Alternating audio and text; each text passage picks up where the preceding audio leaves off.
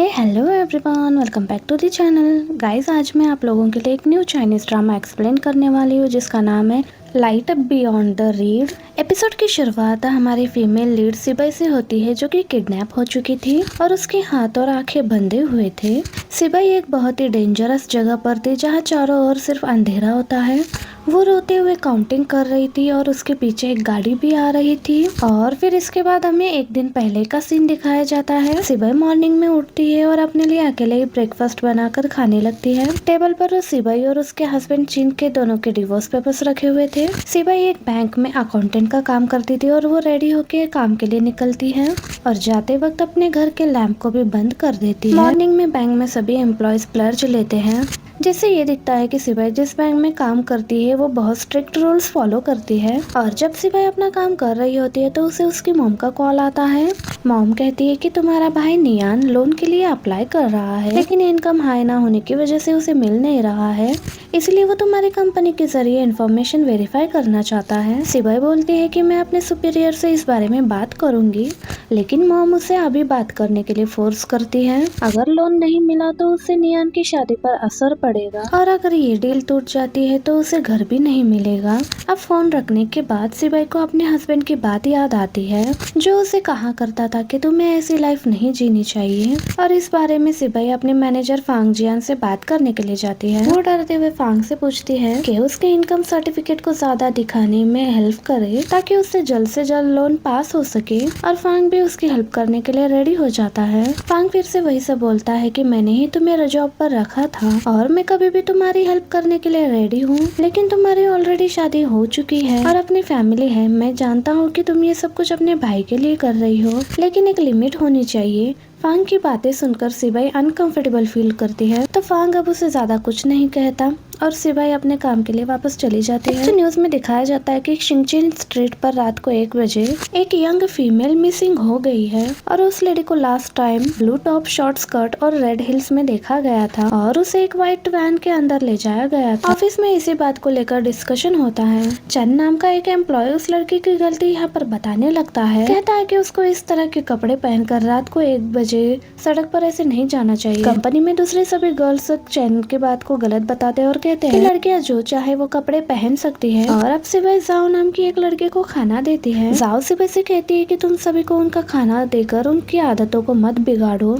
अब ऑफिस में वांग निन नाम की एक एम्प्लॉय सिबाई से बोलती है कि मेरी शिफ्ट खत्म हो चुकी है और मुझे अपने बच्चों को लेने जाना है। और वांग अपना सारा काम सिबाई पर डालकर जल्दी से यहाँ से चली जाती है। जाओ सिबाई से आकर कहती है कि वांग फिर से अपना काम तुम्हें देकर यहाँ से चली गई ना, मैं उसे कल ऑफ लेने के लिए कह दूंगी। सिबाई कहती है कि इसकी कोई भी जरूरत नहीं है, वैसे भी मुझे घर जाने की जल्दी नहीं है। फिर जाओ पूछने लगती है कि क्या तुम्हारा हस्बैंड घर पर नहीं है, तो सिबाई कहने लगती है कि नहीं, वो आज घर पर आएगा। जाओ बताती है कि मैं और निर्मय शादी करने वाले हैं और मैं तुम्हारे घर इनविटेशन देने आऊंगी। अब जाओ सिबाई को भी जल्दी से घर जाने के लिए कहती है क्योंकि बाहर का माहौल अनसेफ है। सिबाई अब जाओ को लॉन्ग स्कर्ट पहनने के लिए सजेस्ट करती है और कहती है कि नियान को पिकअप करने के लिए बुला लिया करो। तब जाओ कहती है कि मुझे इसकी जरूरत नहीं है क्योंकि मैं पहले से ही अलर्ट हूँ। अब जाओ फिर से सिबाई को अपने पर्स से निकाल कर कॉन्ट्रासेप्टिव देती है और बताती है कि ऑनलाइन एक्सपर्ट के हिसाब से हमें हमेशा इसे अपने साथ रखना चाहिए। जाओ कहती है कि अगर कोई भी हमारे साथ जबरदस्ती करे तो हमें उसे ये दे देना चाहिए ताकि हमारे बचने के चांसेस ज्यादा हो। सिबाई को उसका ये आइडिया बिल्कुल भी ठीक नहीं लगता, लेकिन जाओ जबरदस्ती उसके पर्स में ये रखकर यहाँ से चली जाती है। सिबाई को फिर से अपनी मॉम का कॉल आता है। वो उसे बताती है कि उनका लोन पास हो चुका है और हाउस कॉन्ट्रैक्ट पे भी साइन हो चुका है और उसके भाई को अब घर मिल चुका है। मॉम फिर सिबाई को जल्दी घर आने के लिए कहती है और बताती है कि उन्होंने शिन के लिए डिश भी बनाई है। सिबाई उस वक्त चुप रहती है और अपने डिवोर्स की बात अब मॉम को नहीं बताती। सिबाई अब शिनयान को मैसेज करने की कोशिश करती है लेकिन फिर से उसे अनसेंड कर देती है। सिबाई को अब अपना पास्ट याद आने लगता है कि जब शिनयान ने उसके सामने डिवोर्स पेपर्स रखे थे। ये देखकर सिबाई शॉक्ड हो जाती है। शिनयान कहता है कि तुम डिवोर्स के बाद ये घर अब ले सकती हो और मैं तुम्हारे लोन्स भी पे कर दूंगा। सिबाई पूछने लगती है कि तुम्हें डिवोर्स क्यों चाहिए, क्या तुम्हें कोई और लड़की पसंद है। तो शिनयान मना कर देता है। सिबाई कहती है कि मैं अपने आप को चेंज कर लूंगी, लेकिन शिनयान बिना कुछ कहे वहाँ से जाने लग जाता है। तो सिबाई कहती है कि मैं इस बात से एग्री नहीं हूँ, जब तुम्हें डिवोर्स ही लेना था तो तुमने शादी क्यों करी। ये सब सुनकर शिनयान एक लैम्प की तरफ देखते हुए कहता है कि हमारे रेनोवेशन में सिर्फ एक बल्ब ही था जो मुझे अच्छा नहीं लगता था, लेकिन एक दिन तुमने प्लास्टिक से फ्लावर पेटल्स बनाकर उस बल्ब को कवर कर दिया और तुमने मुझसे पूछा कि क्या ये अच्छा लग रहा है, तो मैंने हाँ कह दिया। लेकिन एक दिन मुझे रियलाइज हुआ कि वो प्लास्टिक पेटल्स बहुत ही वीक थे और वो खराब हो रहे थे, और इसके बाद मैंने तुम्हें लैम्प चेंज करने के लिए कहा, लेकिन तुमने उसे रिपेयर करने में बहुत देर कर दी और अब सिर्फ 3 ही पेटल्स रह गए। सिबाई शिनयान से सॉरी कहती है। शिनयान कहता है कि तुम सारे इश्यूज को सॉरी कहकर ठीक नहीं कर सकती। क्या तुमने कभी भी अपने फीलिंग्स के बारे में सोचा है, या फिर हम दोनों के फ्यूचर के बारे में। और तुम्हें ऐसी लाइफ नहीं जीनी चाहिए। शिनयान ये कहकर जाने लगता है। कहता है कि अब मैं वापस कभी नहीं आऊंगा, अपना ध्यान रखना। अब प्रेजेंट सीन में एक वर्कर के हाथ से सिबाई का पर्स गिर जाता है और उसका सारा सामान वहाँ पर बिखर जाता है, और उस वक्त वो वर्कर कॉन्ट्रासेप्टिव भी देख लेती है जिसे जाओ ने उसके बैग में रखा था। नाइट में अब सिबाई देर तक ऑफिस में काम कर रही थी तो एक एम्प्लॉय और मिस ताओ की बातें सुन लेती है। वो एम्प्लॉय यहाँ पर ताओ से कहता है कि क्या सिबाई का उसके हस्बैंड के साथ झगड़ा हो गया है। पहले तो वो रोज उसे लेने के लिए आया करता था, तब वो बताने लगती है कि उनका डिवोर्स होने वाला है और जाओ सिबाई के भाई नियान के साथ रिलेशनशिप में है। नियान की शादी होने वाली है, इसीलिए उसे घर चाहिए था और ऑब्वियसली नियान के पास इतने सारे पैसे नहीं थे, इसलिए सिबाई की फैमिली ने लोन के लिए उसे फोर्स करा। तो एम्प्लॉय पूछने लगता है कि आपको ये बात कैसे पता चली। तो ताओ बताती है कि सिबाई को अपने इनकम प्रूफ पर फांग के साइन चाहिए थे और सिबाई ने ज्यादा इनकम शो करने के लिए फोर्स करा था ताकि उसका लोन आसानी से पास हो सके। उसने फांग से रिक्वेस्ट भी करी कि ये बात वो खास तौर पर जाओ से ना करे। तो ताओ यहाँ पर ये भी कहने लगती है कि मुझे लगता है कि सिबाई दिमाग से बीमार है, क्योंकि वो दूसरों की बातों को मना नहीं कर पाती और लास्ट में खुद को ये बर्बाद कर लेगी। और अब आगे फांग सभी एम्प्लॉयज को इन्फॉर्म करता है कि आज रात उनकी वानफू प्रॉपर्टीज के मिस्टर जैंग के साथ डिनर मीटिंग है। फांग कहता है कि ये सब कुछ तुम पर डिपेंड करेगा कि तुम लोग कितना ड्रिंक कर सकते हो ताकि हमारे डील पास हो सके, और जो भी इस मीटिंग में नहीं होगा उसे जॉब से निकाल दिया जाएगा। अब रात में जांग अपने सेक्रेटरी लियो के साथ आ चुका था और दूसरी तरफ हम देखते हैं कि शिनयांग कार वॉश सेंटर में काम करता है। जब बाहर बारिश होती है तो उसे सिबाई की चिंता होने लगती है और वो उसे ऑफिस से पिक करने के लिए निकल जाता है। और दूसरी तरफ डिनर के दौरान सिबाई शिनयांग को मैसेज करके बताना चाहती थी कि उसके क्लाइंट के साथ डिनर है और वो लेट आएगी, लेकिन वो मैसेज भेज नहीं पाती और जैंग उसे फोन यूज करते हुए देख लेता है।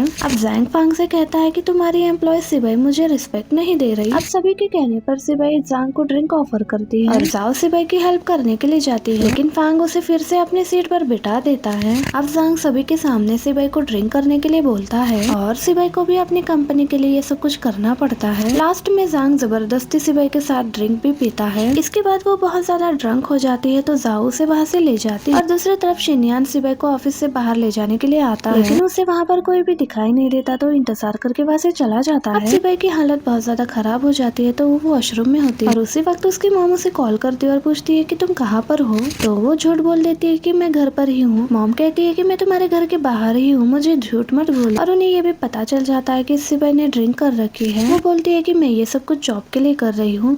मॉम को अब पता चल जाता है कि सिबाई और शिनयान के बीच डिवोर्स होने वाला है, तो मॉम उसे कहने लगती है कि लड़की के लिए डिवोर्स एक बहुत बड़ी बात होती है। डिवोर्स के बाद फिर से शादी करने में भी बहुत ज्यादा प्रॉब्लम आती है, और आखिर तुम डिवोर्स क्यों ले रही हो। जाओ और नियान शादी करने वाले हैं, तुम्हें अपने भाई की फीलिंग्स के बारे में भी सोचना चाहिए और मैं तुम्हारे इस डिवोर्स के लिए एग्री नहीं करती हूँ। तब सिबाई रोते हुए अपने मॉम से बोलती है कि मैं नहीं, शिनयान डिवोर्स लेना चाहता है, उसे अब ये शादी कंटिन्यू नहीं रखनी। जाओ अब सिबाई को बुलाने के लिए बाहर आती है तो वो उसकी और मॉम की बातें सुन लेती है। मॉम पूछती है कि क्या शिनयान इस बात के लिए नाराज है कि तुमने नियान के लिए लोन लिया, और अगर यही बात है तो तुम्हें उससे बात करनी चाहिए और उसे मनाना चाहिए। सिबाई कहती है कि तो क्या इसका क्या मतलब है, क्या मैं लोन नहीं ले सकती हूँ, तो क्या नियान अपना नया घर नहीं लेगा और क्या वो शादी भी नहीं करेगा। मॉम बोलती है कि एक बड़ी बहन होकर तुम ये सब कुछ कैसे कह सकती हो। ये सुनकर अब सिबाई चिल्लाकर कहती है कि मुझे डांटने का अब क्या मतलब है, और क्या आप यही सोचती है कि मैं ये सब कुछ चाहती थी। और बाहर से जाओ सिपाही से पूछती है कि क्या वो ठीक है, तो वो हाँ कहती है और बाहर आ जाती है। पहले तो सिपाही बाहर आती है और जाओ को थैंक यू कहती है और फिर कहती है कि तुम्हें और नियान को एक अच्छी लाइफ जीनी चाहिए और ये मेरी लाइफ है, मुझे नहीं पता कि मैं इसे कैसे अच्छा करूँ, लेकिन तुम दोनों के बारे में पता है। जाओ से बोलती है कि तुम ये कैसी बातें कर रही हो। फिर अब ये दोनों एक दूसरे को हक कर लेती है। वांग अब यहाँ पर आता है और सिपाही से सॉरी कहने लगता है क्योंकि उसकी वजह से उसे ड्रिंक करनी पड़ी। और बताता है कि डिनर अपॉइंटमेंट इस तरीके से हुआ करते हैं। अब सिपाही इमोशनल होकर वांग से कहती है, जब मैं यहाँ पर जॉब लेने के लिए आई थी तो मेरी एज ज्यादा हो गई थी और कोई भी मुझे जॉब पर रखने के लिए तैयार नहीं था, लेकिन तुम्हारी वजह से मुझे ये जॉब मिली।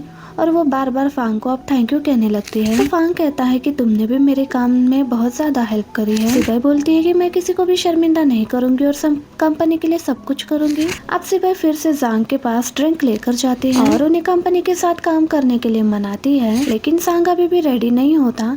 तो सिपाही और जाओ दोनों सांग के सामने ड्रिंक करके उसे इम्प्रेस करने की कोशिश करती है। सांग अब उन दोनों को यहाँ से जाने के लिए कहता है और सांग से कहता है कि कोई भी आपको ड्रिंक करने में हरा नहीं। सीन में सिपाही की किडनैपिंग दिखाई जाती है। वो पब्लिक सिक्योरिटी ब्यूरो पर कॉल करके अपने लिए जैकेट लाने के लिए कहती है। तो वो सिपाही से उसकी लोकेशन पूछते हैं, लेकिन वो बहुत ज्यादा डरी हुई थी और उसे खुद नहीं पता था कि वो किस जगह पर है। जिसके बाद हम देखते हैं कि सिपाही की मॉम अपने रेस्टोरेंट में ब्रेकफास्ट बना रही थी। उनको सिपाही का कॉल आता है तो वो शॉक्ड हो जाती है। अब मॉम हॉस्पिटल जाती है। वहाँ जाकर वो रिसेप्शनिस्ट से गायनेकोलॉजिस्ट डिपार्टमेंट के बारे में पूछती है। मॉम देखती है कि उस डिपार्टमेंट के बाहर पुलिस भी खड़ी हुई थी। लिन नाम की पुलिस सिपाही की मॉम से पूछती है क्या आप ही उसकी मॉम है। मॉम पूछती है कि वो कहाँ पर है, क्या वो ठीक है। तो लिन कहती है कि चिंता मत करे, वो ठीक है। लिन उसकी मॉम को बताती है कि सिपाही ने हमें सुबह 6 बजे कॉल करके जैकेट मंगवाया था। सिपाही हमें सिटी के बाहर खेतों में मिली थी और वहाँ पर वो छिपने की कोशिश कर रही थी और उसका सारा सामान उसके पास ही था, लेकिन उसने फिर भी एक वर्ड तक नहीं बोला। इसीलिए हम उसका चेकअप करवाने के लिए उसे हॉस्पिटल लेकर आ गए। लिन कहती है कि हमारी टीम अभी भी उस जगह पर सबूत ढूंढ रही है। तो मॉम कहती है कि आप कौन सा सबूत, सिपाही तो ठीक है ना। तो लिन कहती है कि इस इंसिडेंट के बाद हमें लगता है कि आपकी बेटी के साथ जबरदस्ती हुआ है। हमने उसके सारे टेस्ट करवाने के लिए दिए हैं। रिपोर्ट्स आते ही हमें पता चल जाएगा कि उसके साथ क्या हुआ था, कि उसके साथ जबरदस्ती हुई थी या फिर नहीं। लिन मॉम से रिक्वेस्ट करती है कि आप उसे कंफर्टेबल फील करवाओ ताकि वो हमसे बात कर सके। मॉम कहती है कि मैं अपनी बेटी को अच्छी तरीके से जानती हूँ, वो एक बहुत ही अच्छी लड़की है। आपको न शायद कोई गलतफहमी हो गई होगी और आपको न यहाँ से चले जाना चाहिए। मॉम सिपाही के रूम के बाहर आकर डॉक्टर को दरवाजा खोलने के लिए कहती है। लिन मॉम से कहती है कि हमने अभी तक आपकी बेटी का केस किसी से भी डिस्कस नहीं करा है। तो मॉम गुस्से में कहती है कि कौन सा केस, उसे तो सिर्फ जैकेट की जरूरत थी, इसलिए तो उसने आपको कॉल करा था और उसने तो अभी तक कुछ बोला भी नहीं है। तो दूसरी तरफ हम देखते हैं कि अंदर डॉक्टर सिपाही का इलाज कर रहे थे। वो काफी ज्यादा डरी हुई थी। मॉम बोलती है कि इन दावों को सही साबित करने के लिए आपको पहले सबूतों की जरूरत होगी। क्या आपको पता है सिपाही लास्ट नाइट कहाँ पर थी? क्योंकि मैं ये बात जानती हूँ, मैंने उससे कल कॉल पर बात की थी। उसके हस्बैंड के साथ लड़ाई हो गई थी। मेरे पास इसका सबूत भी है। मुझे अपनी बेटी का रेपुटेशन खराब नहीं करना। अब इसके बाद जैसे ही डॉक्टर डोर ओपन करती है तो मॉम जल्दी से अंदर चली जाती है और वो सिपाही से पूछने लगती है कि क्या तुम ठीक हो? मैं अब यहाँ पर आ गई हूँ और अब हम घर चलते हैं, लेकिन सिपाही कोई भी जवाब नहीं देती। इसके बाद मॉम अपने बिहेवियर के लिए डॉक्टर से माफी मांगती है और टेस्ट रिपोर्ट के बारे में पूछती है और कहती है कि हमें पुलिस से रिपोर्ट नहीं करनी। अब डॉक्टर सिपाही को रिकवरी रूम में लेकर जाते हैं। लिन मॉम से कहती है कि हमें रिपोर्ट आने तक वेट करना होगा, जिससे ये कंफर्म हो जाएगा कि सिपाही के साथ क्या हुआ था। ये सुनकर मॉम फिर से लिन के साथ झगड़ने लगती है कि आप उसकी जिंदगी बर्बाद कर रही है। तो लिन मॉम को समझाने की कोशिश करती है कि आप डिसीजन नहीं ले सकते हो, आपको हमारे साथ कोऑपरेट करना होगा। तो आप कैप्टन जांग, लिन का सीनियर ऑफिसर, उसे बुलाने के लिए आता है और लिन उनके साथ बाहर चली जाती है। आगे मॉम सिपाही से पूछती है कि क्या तुम ठीक हो, लेकिन सिपाही अभी भी डिप्रेस्ड थी। मॉम पूछती है कि लास्ट नाइट सच में तुम्हारे साथ कुछ हुआ था? सिपाही का फेस देखकर मॉम समझ जाती है कि कल रात उसके साथ सच में जबरदस्ती हुई थी और मॉम इमोशनल हो जाती है। मॉम बोलती है कि लेकिन अब तुम सेफ हो और तुम्हें कोई भी नुकसान नहीं हुआ है, इसलिए अब तुम्हें इस बात को जाने देना चाहिए और तुम ऐसा अब मान लेना कि तुम्हारे साथ कुछ भी नहीं हुआ है। तुम पुलिस को ये बात रिपोर्ट नहीं कर सकती हो। मॉम सिपाही को फोर्स करती है कि वो पुलिस को यही बताए कि उसकी अपने हस्बैंड के साथ लड़ाई हुई थी और उस वक्त तुम्हें सबसे पहले अपने आप को प्रोटेक्ट करना होगा और ये बात सिर्फ हम दोनों के बीच में ही रहेगी। और ये बात लोगों को पता चल गई तो पता नहीं सब लोग तुम्हें किस नजर से देखेंगे, तुम्हारी पूरी लाइफ बर्बाद हो जाएगी। मॉम ये भी कहती है कि मुझे पता है तुम्हारे साथ ये अनफेयर है, लेकिन तुम्हारे लिए अच्छा यही है, और अगर तुम्हारा दोषी पकड़ा जाता है तो वो थोड़े दिन जेल में रहकर वापस से बाहर आ जाएगा। लोगों को तो यही लगेगा कि तुम उस रात ड्रंक थी।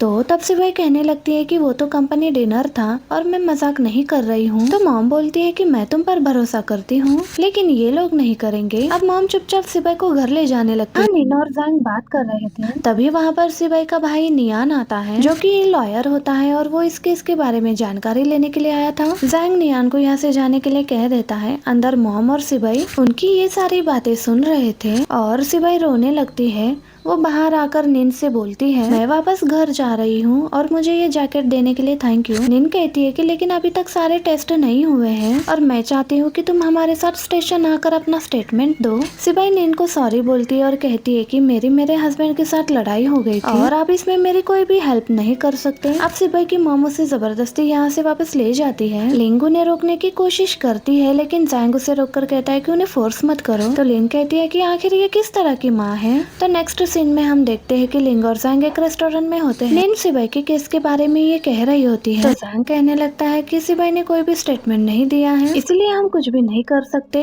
निन को गुस्सा आ रहा था और वो वहाँ से उठकर चली जाती है। नेक्स्ट सीन में सिबाई के डैड घर आते हैं और वो उससे पूछते हैं कि आखिर तुम कब आई। बताती है कि सिबाई की शिनयान के साथ लड़ाई हुई है। डैड बोलते हैं लड़ाई होने के बाद तुम्हें शिनयान को इसे छोड़कर नहीं आना चाहिए था, और उसे समझाने की कोशिश करते हैं कि वो फिर से उसके साथ पैचअप कर ले। डैड बोलते हैं कि थोड़े दिनों बाद मेरा बर्थडे आने वाला है, तुम शिनयान को यहाँ पर आने के लिए इनवाइट करना। और फिर इसके बाद सिबाई को फांग का कॉल आता है। फान उसे कहता है कि अगर तुम आज ऑफिस नहीं आने वाली थी तो तुम्हें पहले इन्फॉर्म कर देना चाहिए था। सिबाई फान को सॉरी कहती है और बताती है कि कल रात ज्यादा ड्रंक होने की वजह से मुझे हॉस्पिटल जाना पड़ा। फांग कहता है कि जैंग हमारा क्लाइंट था, इसलिए लास्ट नाइट मैं उसे रोक नहीं पाया। मैं कोशिश करता लेकिन फिर भी वो नहीं माना, और फिर वो सिबाई को सॉरी कहता है। फांग सिबाई को रेस्ट करने के लिए और फिर कल से ऑफिस आने के लिए कहता है। आगे घर पर नियान भी आ जाता है। नियान सिबाई से पूछता है कि आज तुम घर कैसे आ गई। तो सिबाई नियान से कहती है कि आज तुम हॉस्पिटल गए थे, मैंने सुबह तुम्हें वहाँ पर देखा था। नियान कहता है कि मुझे पता चला कि वहाँ पर कोई बड़ा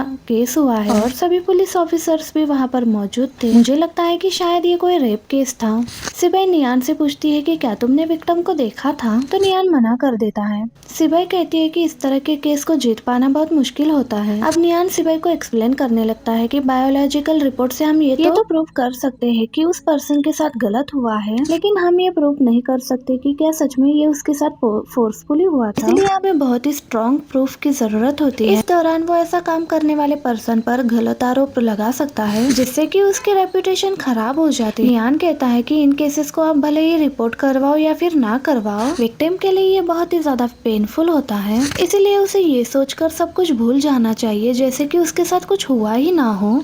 आगे जैंग शिन नाम की शॉप पर अपनी कार लेने के लिए जाता है। तो शिन्नान उससे पूछता है कि आखिर आपकी कार पर इतनी मिट्टी कैसे लगी हुई थी। तो जैंग उसे बताता है कि मैं अपनी कार लेकर सिटी के बाहर वाली एरिया में गया था। तो शिन्नान जैंग को कार के टायर्स को चेंज करने की भी सजेशन देता है। इसके बाद जैंग अपने फोन में शिन्नान को किसी व्हीकल के टायर्स के निशान दिखाता है। तो शिन्नान निशान देखकर बताने लगता है कि ये किसी ओल्ड मॉडल व्हीकल्स के निशान है। जिसके बाद नियान सिबाई को उसके घर छोड़ने के लिए आता है। तो वो सिबाई से कहता है कि तुम्हें शिन्नान के साथ बात करके अपनी लड़ाई को खत्म कर लेना चाहिए। सिबाई जैसे ही अपने घर के अंदर जाती है तो सारे लाइट्स लगा देती है और सारे कर्टन्स भी लगा लेती है, और फिर इसके बाद अपने रूम में बैठकर डिनर नाइट और अपने साथ हुए इंसिडेंट के बारे में सोचने लगती है। उसे सोचते सोचते सुबह हो जाती है और वो अपने रूम में ही बैठी हुई थी। और फिर उसके बाद सिबाई को लोन पे करने का मैसेज आता है, जिसके बाद वो उठकर रेडी होकर ऑफिस जाने के लिए निकलती है। अपनी यूनिफॉर्म की जगह ब्लैक कलर फुल लेंथ वाले कपड़े पहनकर जाती है। जाते वक्त उसे याद आता है जब वो डिनर नाइट में ड्रिंक कर रही थी कि उसने फांग के सामने रिक्वेस्ट करी थी कि वो उसे और जाओ को सेफली घर तक पहुंचा दे। आगे ऑफिस में फांग सिबाई से पूछता है कि तुम्हारी यूनिफॉर्म कहाँ पर है। तो वो कहती है कि मैं भूल गई। फांग कहता है कि ठीक है, कल से मत भूलना। सिबाई अब फांग से पूछती है क्या उस डिनर नाइट के बाद आपने मुझे घर ड्रॉप किया था। तो फांग बताता है कि मैंने पहले जाओ को ड्रॉप करा और फिर तुम्हें, लेकिन तुम्हारा घर आने से पहले ही मेरी वाइफ का कॉल आ गया था और हम दोनों झगड़ने लगे थे, इसलिए तुम खुद अपना कॉम्प्लेक्स आने से पहले कार से बाहर उतर गई थी।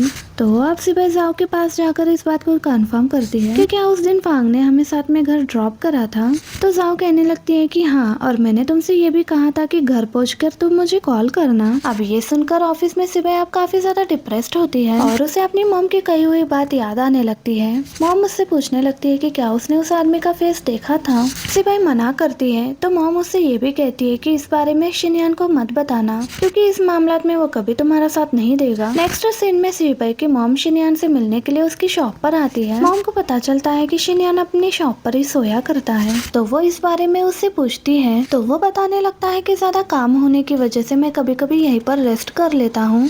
मॉम अपने साथ खाना लेकर आई होती है और शिनयान से कहती है कि घर जाने के बाद तुम और सिपाही दोनों एक साथ खा लेना इसे।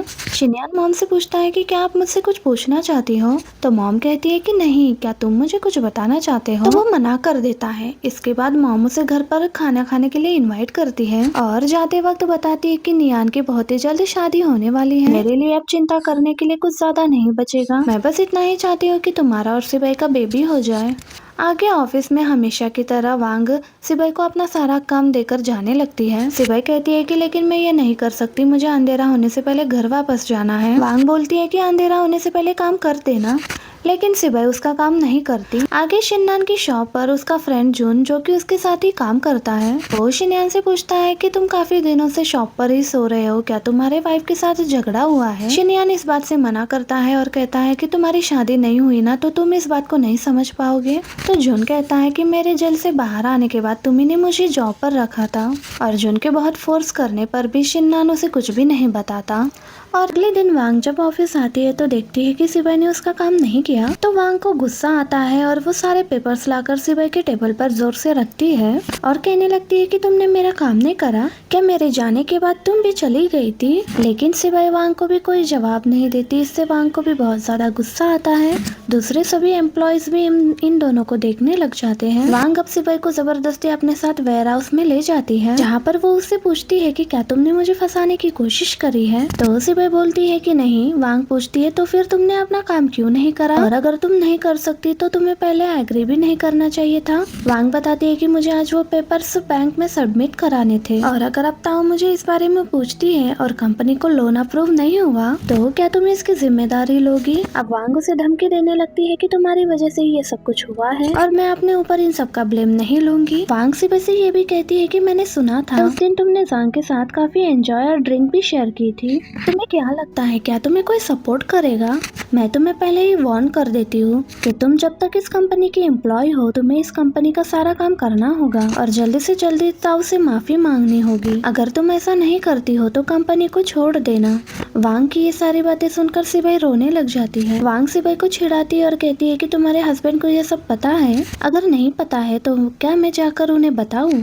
अब वांग यहाँ से जाने लगती है। सिपाही उसे रोक कर एक थप्पड़ मार देती है और कहती है मैं क्यों माफी मांगू, मैं इजीली टारगेट हो जाती हूँ इसलिए, और तुम्हें क्या लगता है मैं वीक हूँ। अब वांग को गुस्सा आ जाता है कि सिपाही ने उसे थप्पड़ मारा, इसलिए अब वो उसके साथ हाथापाई करने लगती है। जाओ जैसे ही ऑफिस आती है तो उन दोनों की आवाज सुनकर जल्द से जल्द वेयर हाउस में पहुंचती है। वो उन दोनों का झगड़ा रोकने की कोशिश करती है तो वांग जाओ पर भी हमला कर देती है। जाओ सिपाही को प्रोटेक्ट करती है और उसी की साइड लेती है। वांग के इस तरीके की बिहेवियर की वजह से जाओ पुलिस को बुलाने के लिए कहती है। अब जाओ पुलिस स्टेशन में होती है तो वो शिनयान को कॉल करके बताती है कि सिपाही की वांग के साथ लड़ाई हो गई है।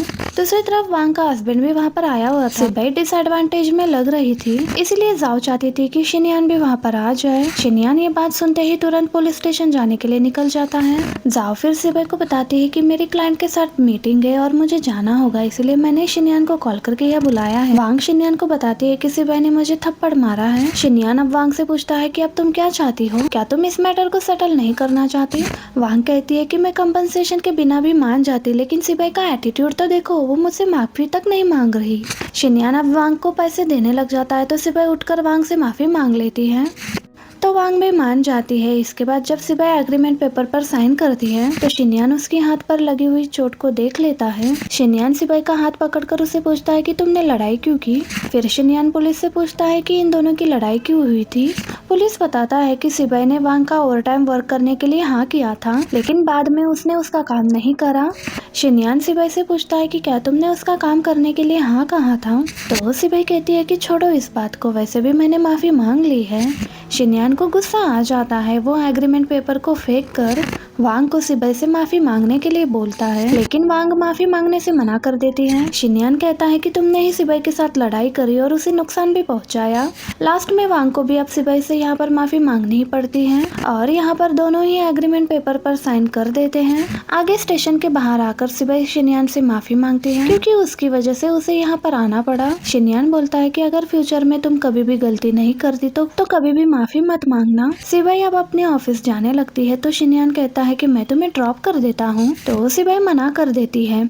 तो शिनयान बताता है कि तुम्हारे डैड का मेरे पास कॉल आया था, उन्होंने मुझे तुम्हारे साथ उनके बर्थडे में आने के लिए कहा है। तो सिबाई कहती है कि कोई भी बहाना देकर तुम उन्हें मना कर देना। शिनयान कहता है कि उसने प्रॉमिस करा है कि वो दोनों साथ में आएंगे। सिबाई कहती है कि मैं सही वक्त देखकर उन्हें सब कुछ बता दूंगी और जब तुम फ्री हो जाओ तो घर आकर डिवोर्स एग्रीमेंट ले जाना, मैंने उस पर साइन कर दिया है। आगे अब शिनयान पुलिस स्टेशन से जाने लगता है तो उसकी नजर उसी कार पर पड़ती है जिसके बारे में जांग ने उससे पूछा था। शिनयान उस कार की फोटोज क्लिक करके जांग को सेंड कर देता है। आगे फांग सिबाई को लेने के लिए आ जाता है और सिबाई भी उसके कार में बैठ जाती है ऑफिस जाने के लिए। फांग सिबाई से पूछता है कि क्या तुम्हारे घर में कोई दिक्कत है, तुम मुझे बता सकती हो, मैं तुम्हारी हेल्प करूंगा।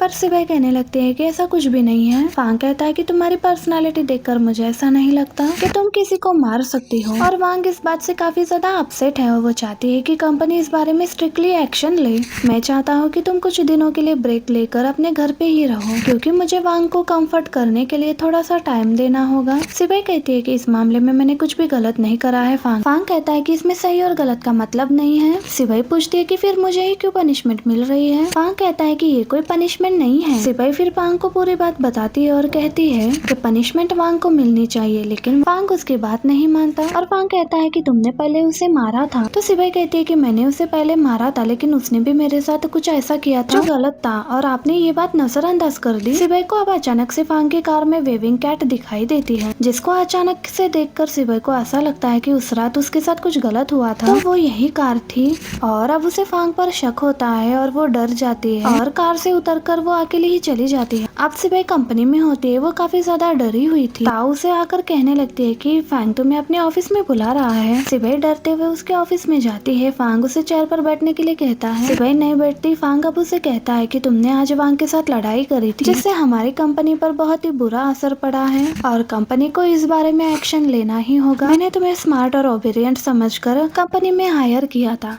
फांग की ये सारी बातें सुनकर सिबाई को गुस्सा आता है। फांग अब फिर से उसे कहता है कि तुम्हें कंपनी से कुछ दिनों के लिए ब्रेक ले लेना चाहिए और अब से तुम्हें काम पर आने की जरूरत नहीं है। अब ये बात सुनकर तो सिबाई ऑफिस से चली ही जाती है।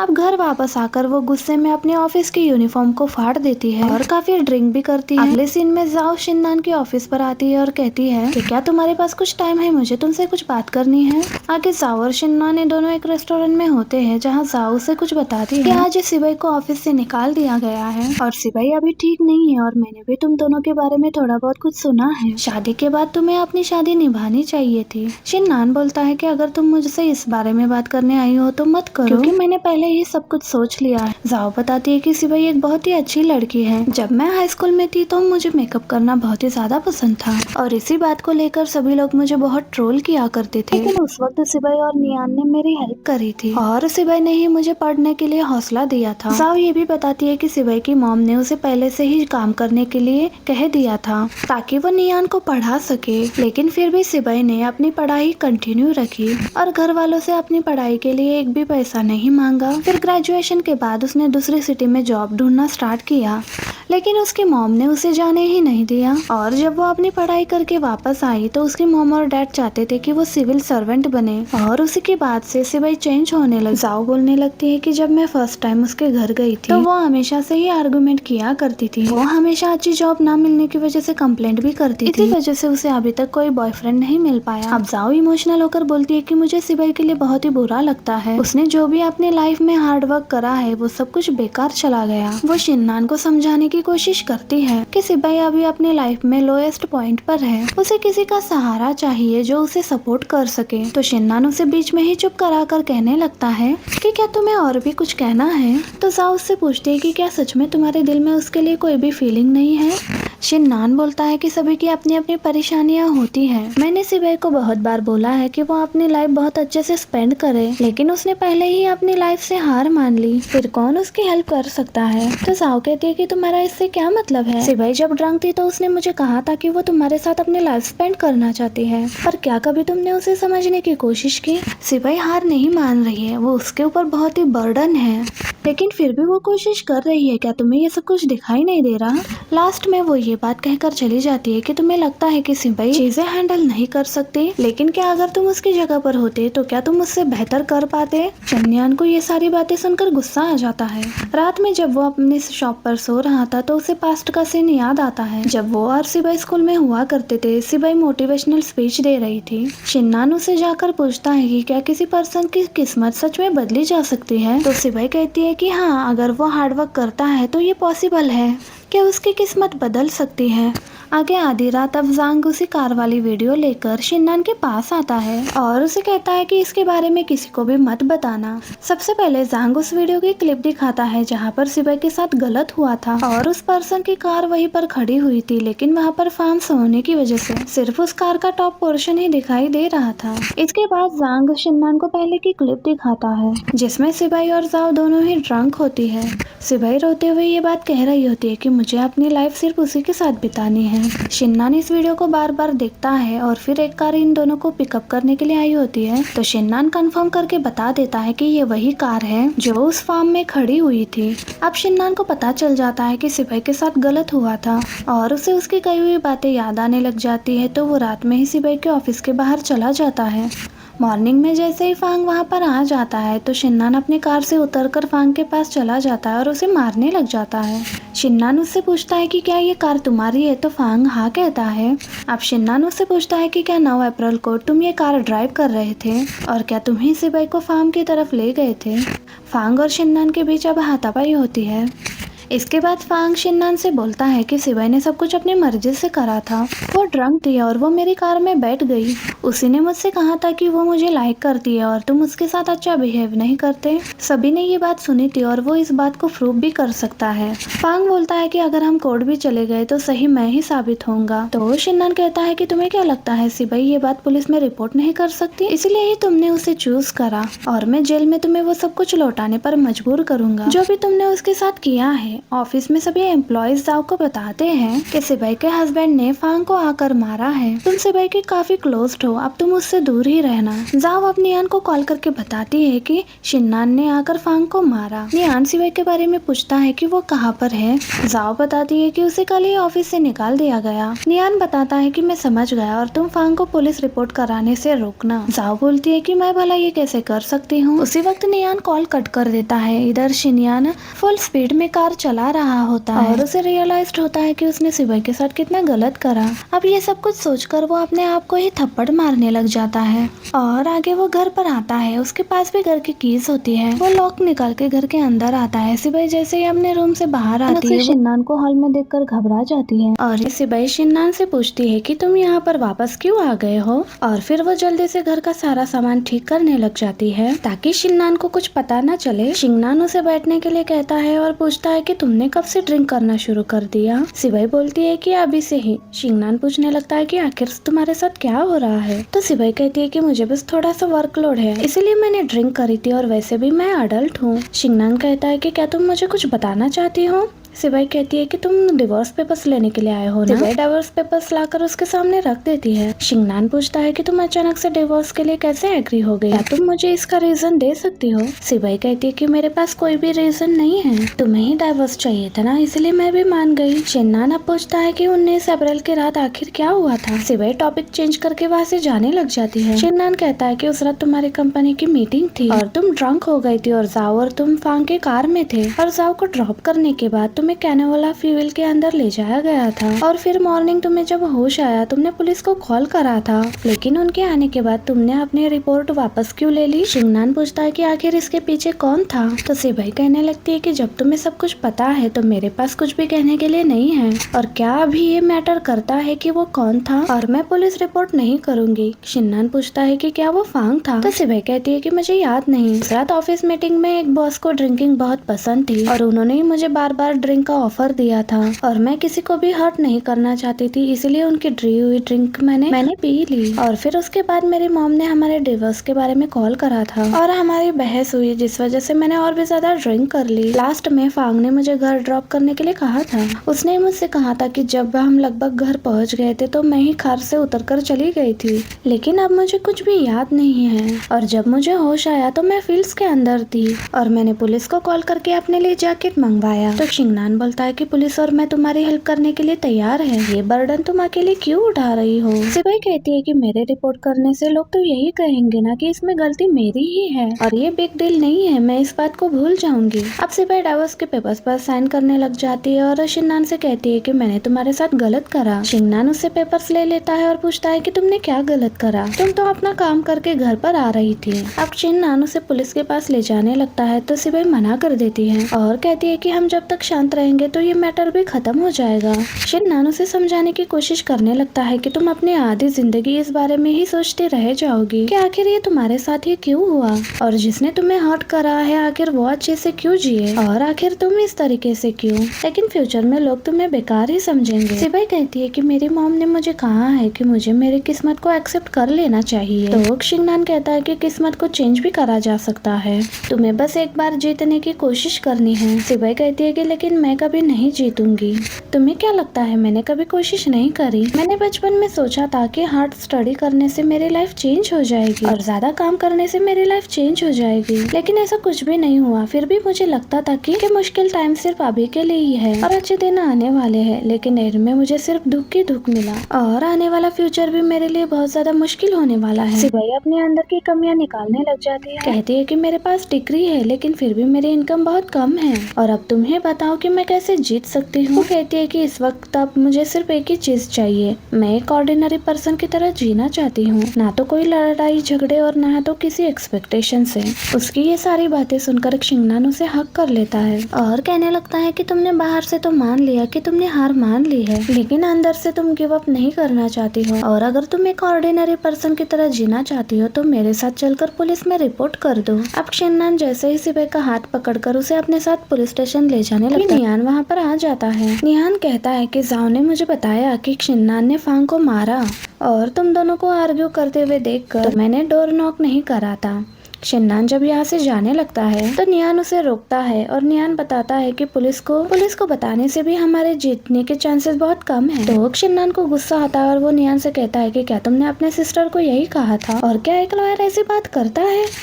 तो निहान बोलता है कि मैं सिबाई को हारा हुआ केस लड़ने नहीं दे सकता, तुम उसकी फैमिली नहीं हो इसलिए तुम उसका दर्द नहीं समझ सकते। निहान बोलता है कि सभी लोग सिबाई पर ही गलत उंगलियां उठाएंगे क्योंकि वो उस रात ड्रंक थी और सब लोग यही कहेंगे कि उसी ने सेड्यूस करके उसे फंसाया होगा। मैं तुम्हारे गुस्से को समझ सकता हूँ, लेकिन अगर तुम इस बात को एक्सेप्ट नहीं कर सकते तो सिबाई से डिवोर्स ले लो। तुम्हारी वजह से मैं अपनी सिस्टर को बर्बाद होते हुए नहीं देख सकता। तो सिबाई निहान से पूछती है कि क्या तुमने उस दिन मुझे हॉस्पिटल में देख लिया था? तो निहान हाँ बोलता है। सिबाई शिंगनान से बोलती है कि वायलेंस से कुछ भी साबित नहीं होता और वो वापस से हार मान लेती है और कहती है कि मुझे अकेले में वक्त बिताना है। फिर शिंगनान और निहान को घर से बाहर निकालकर दरवाजे में लॉक लगा लेती है। अब उन दोनों के जाने के बाद वो काफी ज्यादा रोती है। आगे शिंगनान निहान से बोलता है कि तुम और तुम्हारी मॉम ये बात पहले से जानते थे, क्या सच में तुम एक फैमिली हो? निहान उसे बोलता है कि सिबाई ने पुलिस को इन्फॉर्म नहीं करा क्योंकि उसे मैंने और मॉम ने रोका था, सारा ब्लेम हम पर है, वो वीक नहीं है। तो शिंगनान कहता है कि मैं जानता हूँ सिबाई नहीं बल्कि तुम वीक हो, बचपन से लेकर अभी तक तुम सिर्फ उसे पैसे ही मांगते आए हो और यहाँ तक कि तुम्हारे लिए लोन भी उसी ने लिया है। निहान कहता है कि मुझे इस बारे में नहीं पता था। शिंगनान कहता है कि अगर तुम एक मैन की तरह जीते तो आज तुम्हारी सिस्टर इस जगह पर नहीं होती और अगर तुम अपनी सिस्टर से प्यार करते हो तो तुम उसे जाकर कहते और उससे लड़ते और कहते कि वो गलत हालत नहीं है। शिन्नान बोलता है कि मैं इतने सालों से यही सोचता रहा कि आखिर सिबई की हालत ऐसी क्यों है, लेकिन अब जाकर मुझे समझ में आ गया कि ये सब उसकी फैमिली और मेरी वजह से है। नियान कहता है कि अगर अब मैं कहूँगा तो तुम मुझ पर बिलीव नहीं करोगी, लेकिन मैं सच में होप करता हूँ कि वो हमेशा से ही पहले वाली सिबई रहेगी जिसकी मैं सबसे ज्यादा तारीफ करता हूँ। नियान बोलता है कि आज रात डैड का बर्थडे है, अगर तुम दोनों नहीं आ रहे हो तो मैं तुम्हारे बारे में डैड को सब सच बता दूंगा। फिर ये कहकर नियान वहाँ से चला जाता है। आगे अब सुबह हो जाती है और शिन्नान अभी भी सिबई के बेसमेंट में बैठकर सिगरेट पी रहा था। जैसे ही सिबई को कॉल लगाता है, सिबई का फोन बंद आ रहा था। अब वो घर में जाता है तो टेबल पर बहुत सारी मेडिसिन पड़ी हुई थी और शिन्नान को सिबई वॉशरूम में बेहोश पड़ी हुई मिलती है और वो तुरंत उसे हॉस्पिटल में लेकर जाता है। कार में जाते हुए सिबई बेहोशी की हालत में उसे बोलती है कि मुझे लड़ना है, लेकिन जब भी मैं अपनी हिम्मत जुटाने की कोशिश करती हूँ तो कोई ना कोई मुझे सहने के लिए कह देता है। शिन्नान कहता है कि तुम्हें डरने की जरूरत नहीं है, तो सिबई कहती है कि मैंने जीतने की बहुत कोशिश करी। और फिर इसके बाद हमें पास्ट का सीन दिखाया जाता है जब सिबई स्कूल में थी। वो स्टेज पर always best to come first ये वाला स्पीच दे रही थी। इसके बाद सिबई अपने घर पर होती है और उसे कल स्कूल जाना था, लेकिन उसकी मॉम उसे कल स्टॉल पर हेल्प करवाने के लिए कहती है और मॉम उसे कहती है कि तुम्हें अपने ब्रदर के बारे में भी सोचना होगा। हमने उसकी स्कूल प्लेसमेंट की काफी फीस भरी है और हमारे पास इतने पैसे नहीं है कि हम दोनों को अफोर्ड कर सके। सिबई कहती है कि मैं अपनी स्टडीज ड्रॉप नहीं कर सकती हूँ और मुझे और पढ़ना है। तो मॉम कहती है कि तुम इतनी जिद्दी क्यों हो, तुम्हारी वजह से तुम्हारे डैड की जॉब जा चुकी है और तुम लकी हो कि तुम्हें अभी तक पढ़ने को मिला। तो सिबई रोते हुए मॉम से पूछती है कि नियान पढ़ सकता है तो मैं क्यों नहीं। मॉम कहती है क्योंकि वो लड़का है और वो अपनी इनकम फैमिली को देगा। सिबई पूछती है तो फिर मेरी स्टडीज का क्या होगा। तो मॉम कहती है कि तुम एक लड़की हो और एक दिन तुम्हारी शादी हो जाएगी और तुम्हारा ब्रदर ही फैमिली के लिए एक होप है। अगले सीन में सिबई अपनी मॉम के फूड स्टॉल पर उनकी हेल्प करवाने के लिए आई होती है। सिबई के स्कूल फ्रेंड्स उसके पास आकर उससे पूछते हैं कि तुम्हारे ग्रेड्स तो बहुत अच्छे हैं पर तुमने स्कूल ड्रॉप क्यों करा, लेकिन सिबई उन्हें कोई भी जवाब नहीं देती। सिबई की मॉम स्टार्टिंग से ही नियान को बहुत ज्यादा केयर और लव किया करती थी और ये सब कुछ सिबई भी देखती है। आगे सिबई मिस्टर यांग के पास जाती है। यांग उसे बताते हैं कि मेरे पास तुम्हारे लिए गुड न्यूज है, तुम अब फिर से स्कूल जा सकती हो। यांग उसे पैसे देते हैं जो कि उसे फाइनेंशियल लीड पर मिले थे। सिबई के डैड यांग को बोलते हैं कि मैं भी चाहता हूँ कि सिबई अपना पढ़ाई कंटिन्यू करे, लेकिन इसकी मॉम को लगता है कि लड़कियों को स्टडीज नहीं करनी चाहिए। सिबई यांग से पूछती है कि ये पैसे मुझे किसने दिए, तो यांग बताते हैं कि डोनर अपनी आइडेंटिटी रिवील नहीं करना चाहते। इसके बाद यांग सिबई से पूछते हैं कि कॉलेज के लिए तुम पैसे कहाँ से लाओगी, तो सिबई बताती है कि कॉलेज वाले लोन प्रोवाइड करवाते हैं और मैं पार्ट टाइम जॉब भी कर लिया करूंगी। अब हम देखते हैं कि सिबई बहुत दिन रात मेहनत करके पढ़ाई कंप्लीट करती है और फाइनली उसका कॉलेज में एडमिशन भी हो जाता है। वो अपना सामान और एडमिशन लेटर लेकर कॉलेज जाती है और हमें 2013 का सीन दिखाया जाता है। वो अपने रूममेट्स को बताती है वो एक बहुत ही बड़ी कंपनी में इंटरव्यू देकर आई है और तभी सिबई को उसकी मॉम का कॉल आता है और वो पूछती है कि तुम वापस घर कब आ रही हो, मैंने तुम्हारे लिए यहाँ पर जॉब ढूंढ ली है। सिबई कहती है कि आप मेरे लिए जॉब मत ढूंढो और कॉल कट कर देती है। आगे सिबई उसी कंपनी में टेम्परेरी वर्क किया करती थी। वो वहाँ सारे काम किया करती थी, कभी किसी काम को मना नहीं करती थी। कंपनी के मैनेजर मिस्टर ली उससे इम्प्रेस होकर कहते हैं कि बहुत जल्द अब मैं तुम्हें परमानेंट जॉब दे दूंगा। अब सिबई अपने हॉस्टल आती है। मॉम सिबई को मैसेज करती है कि तुम वहाँ कम पैसों में जॉब क्यों कर रही हो, तुम अपनी लाइफ की वजह से फैमिली को इग्नोर कर रही हो। अब अगले दिन जब सिबई अपनी कंपनी में होती है तो उसकी मॉम वहाँ पर आ जाती है। वो उससे मिलने के लिए अंदर जाने लगती है तो रिसेप्शनिस्ट उसे रोकती है और कहती है कि वो अभी मीटिंग में है। मॉम सिबई को देख लेती है और सिबई वहाँ पर एक सर्वेंट की तरह काम कर रही थी। तो मॉम उसे मिलकर कहती है कि क्या तुम्हें सिटी में यही जॉब मिली थी। तो सिबई पूछती है कि आप यहाँ पर क्या कर रहे हो। तो मॉम बोलती है कि मैं यहाँ पर तुमसे मिलने के लिए आई हूँ, तुम्हें हमारी याद आती नहीं है लेकिन हमें आती है। अब मीटिंग रूम में जाकर सभी के सामने सीन क्रिएट करती है और कहने लग जाती है कि इतनी बड़ी कंपनी में मेरी बेटी अकेली ये सब काम कर रही है। सिबई अपनी मॉम को बाहर लेकर जाती है और कहने लगती है कि मेरी जॉब अब परमानेंट होने वाली है। मॉम बोलती है कि मेरे साथ घर चलो और सपने देखना बंद करो और आज मैं पूरे दिन यही रहूंगी, जहाँ तुम जाओगी मैं बस तुम्हें फॉलो करूंगी। सिबई मॉम के साथ जाने से मना कर देती है तो मॉम फिर से मीटिंग रूम में जाती है और पूछती है कि यहाँ का बॉस कौन है। मैं सिबई की मॉम हूँ और मैं यहाँ ये बताने के लिए आई हूँ कि मेरी बेटी यहाँ पर जॉब छोड़ रही है। अब मैनेजर भी सिबई को जॉब से निकाल देते हैं। वो उनसे रिक्वेस्ट करती है पर मैनेजर मानते नहीं बिल्कुल। अब सिबई घर आती है तो उसकी लैंडलॉर्ड सारा सामान निकाल कर बाहर कर रख देती है क्योंकि उसने अभी तक रेंट पे नहीं करा था। अब सिबई के पास ना ही रहने के लिए जगह थी और ना ही उसके पास ज्यादा पैसे थे, इसलिए पूरी रात वो गेमिंग कैफे में निकालती है। उसके बाद बहुत सारी कंपनीज में इंटरव्यूज भी देती है लेकिन उसे जॉब नहीं मिल पाती। आती। अब रात में वो अपना सारा सामान लेकर सड़क में जा रही थी और वो वहीं पर बेहोश होकर नीचे गिर जाती है और रिसेंट में अब सिबाई हॉस्पिटल में एडमिट होती है। शिंगनान उसका हाथ पकड़कर रो रहा था। उसे पास्ट का सीन याद आता है जब सिबाई एक रेस्टोरेंट में थी और शिंगनान उसे बाहर से देख रहा था। सिबाई की नजर जैसे ही शिंगनान पर पड़ती है तो वो अंदर आ जाता है। सिबाई स्माइल करके उससे हैंडशेक करती है और फिर अपना नाम बताती है। वो भी उसे हेलो कहता है। प्रेजेंट में अब सिबाई को होश आ जाता है जहाँ पर वो शिंगनान को सॉरी कहती है क्योंकि उसकी वजह से शिंगनान को ये सब कुछ देखना पड़ा।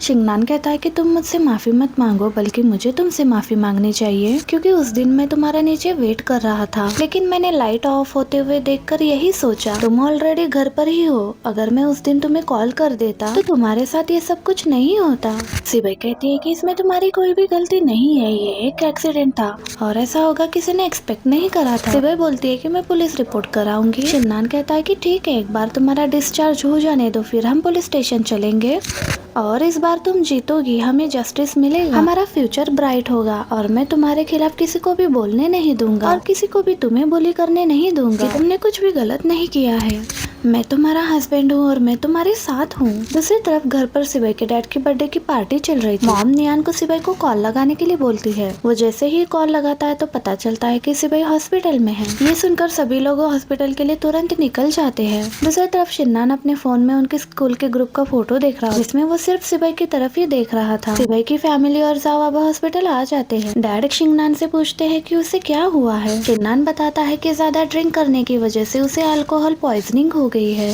डैड उसे बोलते हैं कि तुमने उसका ध्यान क्यों नहीं रखा, तुमने उसे इतनी ड्रिंक क्यों करने दी। अब सुबह हो जाती है। सिबाई की मॉम और जाओ उसके पास वही हॉस्पिटल में रुकते हैं। बाहर शिंगनान नियान से कहता है कि तुम्हारी फैमिली बहुत ही अजीब है, तुम लोगों ने घर पर कभी सिबाई का फेवर नहीं करा लेकिन जब भी वो किसी मुसीबत में होती है तुम लोग ऐसे एक्ट करते हो कि तुम्हें उसकी बहुत ज्यादा परवाह है। ये सब करके भला किसको इम्प्रेस करने की कोशिश कर रहे हो।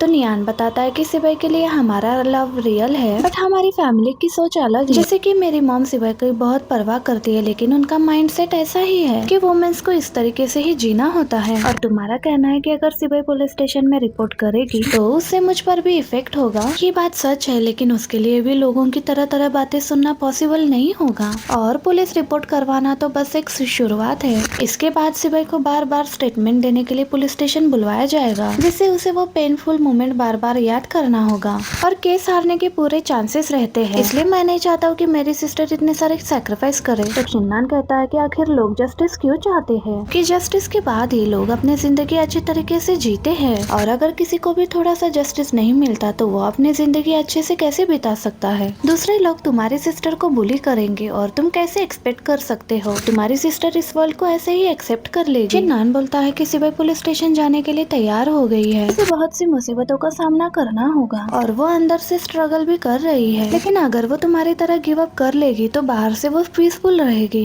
लेकिन उसका ये दर्द हमेशा उसके साथ ही रहेगा। शिंगनान सिबाई से बोलता है कि तुम जैसे लॉयर को हमेशा से सिबाई जैसे लोगों की हेल्प करनी चाहिए ताकि उसे जस्टिस मिल पाए। हॉस्पिटल से नियान को अब मॉम का कॉल आता है। उसे बताती है कि सिबाई हॉस्पिटल से कहीं पर चली गई है। मॉम रिसेप्शनिस्ट के साथ लड़ाई कर रही थी कि तुम्हारे होते हुए मेरी बेटी यहाँ से गायब कैसे हो गई। नियान मॉम को शांत करता है। इसके बाद सभी लोग सिबाई को ढूंढने के लिए चले जाते हैं और सिबाई हॉस्पिटल से बाहर जा रही थी। उसकी मॉम उसे देख लेती है और उसे रोक लेती है। फिर भी सिबाई वहाँ से जाने की कोशिश करती है लेकिन मॉम उसे जाने नहीं देती। मॉम बोलती है कि आखिर तुम इस दुनिया में क्या करने की कोशिश कर रही हो। शिंगनान सिबाई से बोलता है कि तुम अपनी मॉम को बता दो कि तुम आखिर कहाँ जा रही हो। सिबाई मॉम को बोलती है कि मैं पुलिस रिपोर्ट कराने जा रही हूँ। डैड सिबाई से पूछते हैं कि कौन सी रिपोर्ट। तो वो बताती है कि 9 अप्रैल की रात को मैं घर नहीं आई थी क्योंकि उस रात मेरे साथ गलत हुआ था।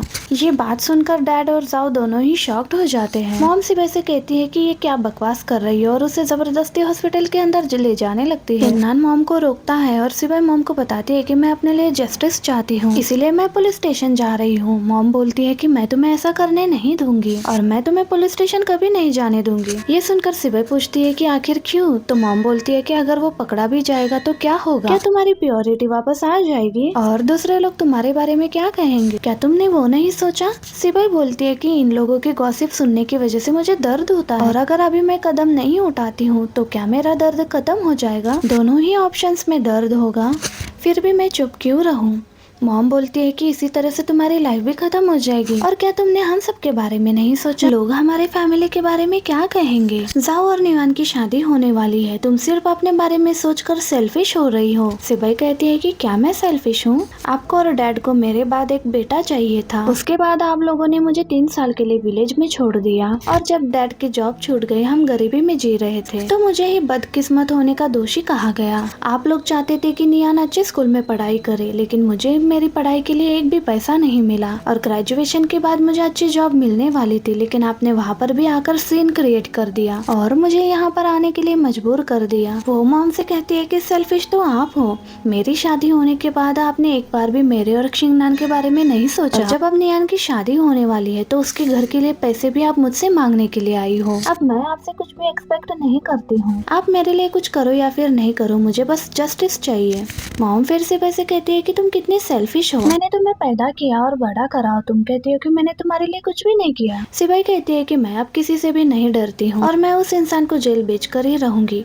अगर आप सच में मुझे अपनी बेटी मानती हो तो मुझे जाने दो। तो नियान अब सिबाई से बोलता है कि मैं तुम्हारे साथ पुलिस स्टेशन चलूंगा और वो उसे सॉरी भी बोलता है। कहता है कि मैं सब कुछ जानता था, मैंने वो सब कुछ फील करा, लेकिन मैंने कभी ये सब सोचने की कभी हिम्मत ही नहीं करी। मैं यही सोचता था कि अगर मैंने वो सब चीजें नहीं करी तो मुझे गिल्टी फील करने की जरूरत नहीं है। मुझे लगा था कि तुम्हारे दिए हुए बेनिफिट्स का मैं डिजर्विंग हूँ, इसीलिए मैंने तुम्हारी कभी केयर नहीं करी। वो बताता है कि जब भी मेरे साथ कुछ हुआ मैं उन चीजों से दूर भागता था, लेकिन मुझे बाद में पता चला कि सिबाई तुम सही थी। वो बताता है कि मेरे टीचर ने मुझे कहा था कि लॉ खुद ही इस दुनिया की बुराई के खिलाफ लड़ रहा है। ये कभी भी एक आसान रास्ता नहीं है, लेकिन किसी न किसी को तो इस पर चलना ही होगा और अगर कोई अपने राइट्स के लिए नहीं लड़ता तो कोई ये नहीं जान पाएगा कि क्या सही है और क्या गलत। नियान सिबाई से बोलता है कि रिजल्ट चाहे जो कुछ भी हो तुम गलत नहीं हो। ये सुनकर उसे थैंक यू बोलती है और फिर वो और शिंगनान उसे लेकर पुलिस स्टेशन जाते हैं। इधर सिबाई के मॉम डैड अभी तक हॉस्पिटल में ही थे। डैड मॉम से बोलते हैं कि इतनी इम्पोर्टेंट बात तुमने मुझसे छिपाई क्यों? मॉम बोलती है कि क्या आप मुझ पर ब्लेम कर रहे हो? क्या आपने कभी अपने घर की चिंता करी थी? मॉम वहाँ से जाने लगती है तो डैड कहते हैं कि अगर सिबाई को कुछ भी हो जाता है तो तुम भी एक रेपिस्ट की तरह जिम्मेदार रहोगी। मॉम बोलती है कि अब आप ओल्ड हो चुके हो, आप नियान और शिंगनान के से बोले कैसे हो सकते हो? आपको ये बात समझ क्यों नहीं आ रही है? आप पुलिस स्टेशन जाने से हमारी बेटी की रेपुटेशन वापस नहीं आने वाली है। और एक बात, अब से मैं सिबाई के लिए और कुछ भी अच्छा नहीं करूँगी। आप आगे आने वाली मुसीबतों के लिए तैयार हो जाना।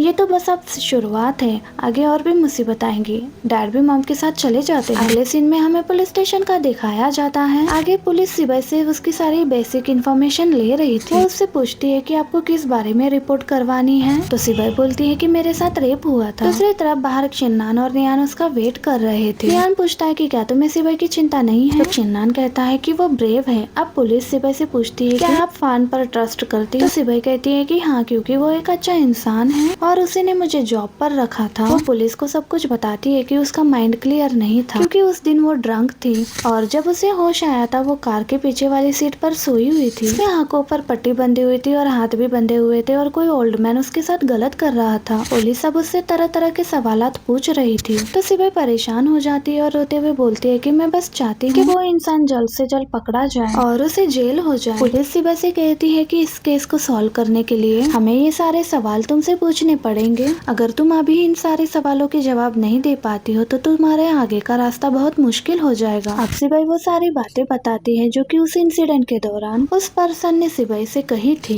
कि मैं तुम्हें मार दूंगा। जैंग अब जैसे ही सिबाई से सारे सवाल पूछकर बाहर आता है तो उसे शिंगनान और नियान मिलते हैं। वो उनसे पूछता है कि तुम यहाँ पर क्या कर रहे हो? तो जैंग को पता चल जाता है कि सिबाई शिंगनान की वाइफ है।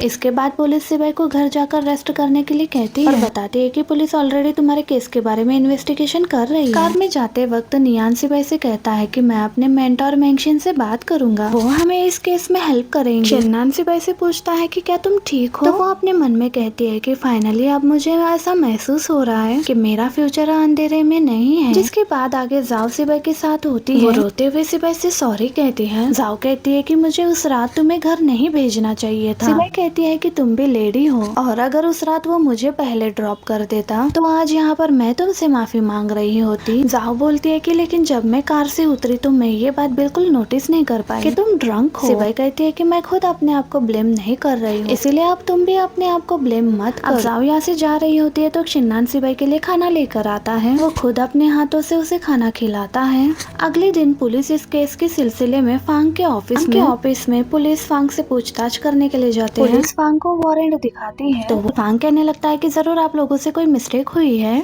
इस पर जांग कहने लगता है कि मिस्टेक हुई या फिर नहीं, ये तो हमें इन्वेस्टिगेशन करने के बाद ही पता चलेगा। तो फांग कहने लगता है कि मैं कमिश्नर वांग को जानता हूँ, मुझे उन्हें कॉल करने दो।